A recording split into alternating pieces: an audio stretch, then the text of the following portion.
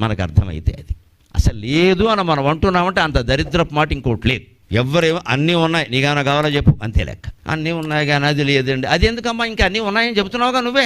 అన్ని సంపదలు ఉన్నాయండి, నట్టింట్లో పిల్లలు తిరగడం, నట్టింట్లో కాకపోతే నెట్టింట్లో తిరుగుతున్నారు ఇవాళ పిల్లలు, నట్టింట్లో కాదు నెట్. నీకు ఎందుకమ్మా గొడవ? ఇంత చేస్తే ఈవిడికి పిల్లలు ఉన్నారు, కోడలకి పిల్లలు లేరు, ఈవిడి శంకది చచ్చిపోయింది.